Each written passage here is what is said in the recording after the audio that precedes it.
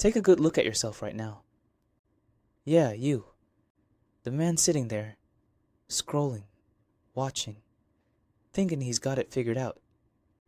If you're a single man over 30, wondering why that stunning woman at work laughs at her married colleagues' jokes, but barely notices you, keep watching.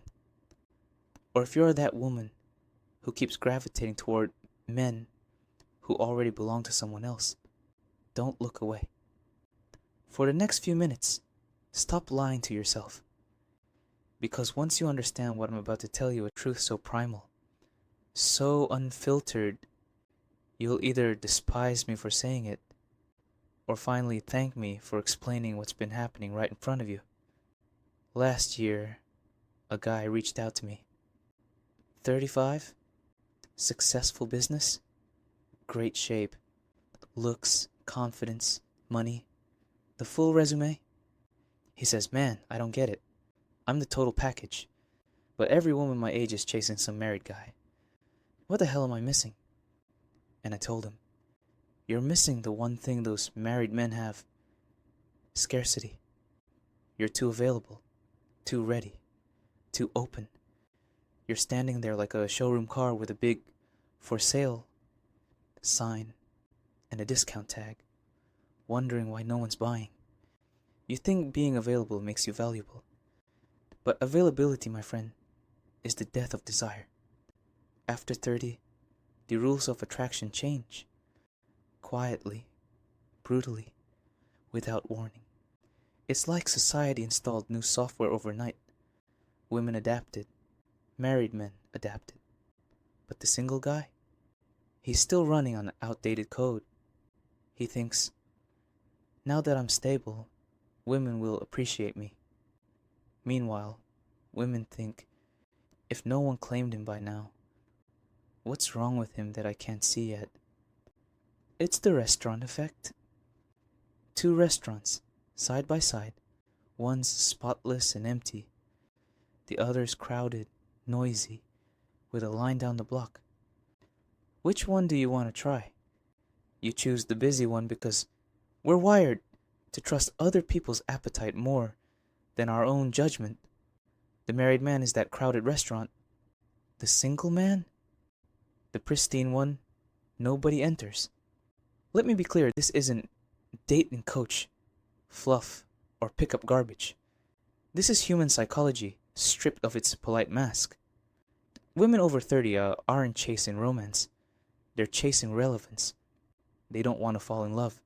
They want to feel valuable again. At 22, she dreamed of love stories. At 32, she's done with dreams. She wants evidence. Proof she's still desirable. Proof she can still compete. And the ultimate proof? Making a man who's already chosen someone else choose her, even for a heartbeat. A married man is pre-approved inventory. He's been domesticated, socialized, emotionally trained.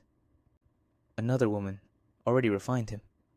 He knows how to listen, when to shut up, when to bring flowers, when to touch her without asking. He's the finished product. You're still the kit that needs assembling. But here's what most men miss. She doesn't want his marriage. She doesn't want his kids, his mortgage, or his family drama. She wants the illusion of intimacy, the highlight reel, without the responsibility. Every moment with him is charged because it's forbidden. Every message, every glance, every hotel room is soaked in adrenaline. Scarcity and danger create the illusion of depth.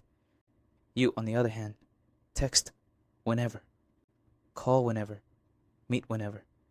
You're the all-night diner, always open, never special. Now let's talk about the single man over 30, the invisible man of modern dating. Your first mistake, you're too available. Your second, you want too much.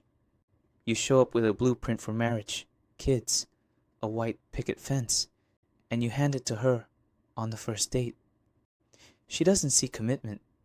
She sees pressure. You've been waiting for love like a starving man waits for dinner, and when you finally sit down, you scare her with your hunger. Meanwhile, the married man offers what she craves most: escape. No pressure. No, where is this going? No future.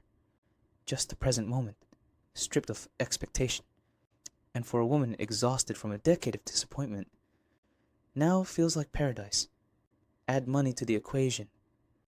A married man spends from guilt, and guilt spends well. The single man splits the bill. The married man picks up the check, the tab, and the jewelry. Why? Because generosity is how guilt hides its shame. And for a woman craving to feel worth it, guilt tastes like gold. But it goes even deeper. Unavailability itself is the aphrodisiac. Every unanswered text, every delayed reply, every maybe this weekend triggers the chase. The dopamine hit of uncertainty, the emotional slot machine. Pull the lever, maybe you win. The single man offers comfort, the married man offers chaos. And chaos, gentlemen, is exciting. Here's the truth. No one says out loud. The woman chasing the married man isn't trying to destroy a marriage. She's trying to resurrect herself. She's not addicted to him. She's addicted to how she feels around him. Desired, chosen, irresistible. You can't compete with that by being nice. Meanwhile, the good men, the ones who actually commit, are sitting in dating purgatory, overthinking texts, planning perfect first dates, trying to prove they're different. But here's the irony. The moment you start proving, you've already lost. Because real value never argues for itself. When you tell a woman how stable, kind, and reliable you are, it's like handing her a resume for a job she doesn't want. You're applying for the position of forever when she's just trying to feel something right now. The cycle is self-sustaining. Good single men grow bitter and think, maybe I should just get married to be desirable. They rush into marriages that rot from within. Those same men later cheat, and the pattern repeats. Women who chase married men spend years collecting moments instead of building futures. They hit 40, still single, still chasing, realizing too late that every stolen hour was borrowed time. And the married men, they never leave. They just decay quietly inside double lives. Everyone's addicted to the same drug, validation, and it's killing any chance of something real. Here's the ugliest truth. The wife often knows, not the details, but the energy. And sometimes she's relieved, because now she doesn't have to be the seductress anymore. She can rest. The mistress plays the fantasy role, the wife plays stability, and the husband gets both worlds. Everyone wins a little. Everyone loses everything. And the single man watches from the sidelines, wondering why he can't even get in the game. Let me spell it out. The single man isn't unwanted because he's broken. He's unwanted because he represents the future. And for women who have already been burned by the future feels dangerous. The married man represents the now. No risk, no long-term pain, just immediate emotion. That's not romance. That's anesthesia. So what's the way out? Stop playing defense. Stop auditioning for affection. Stop begging to be picked. The moment you stop chasing validation, you become validation. And when you can stand alone, content, grounded, sovereign, that's when women start noticing again. Not because you're playing games, but because you're finally dangerous in the right way. A man who doesn't need is a man every woman wants to earn. This whole dating ecosystem is a mirror of fear. Single men fear dying alone.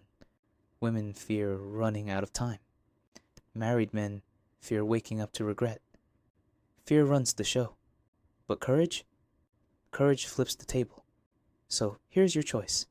Keep playing a game where everyone loses, or stop playing altogether. Stop being predictable.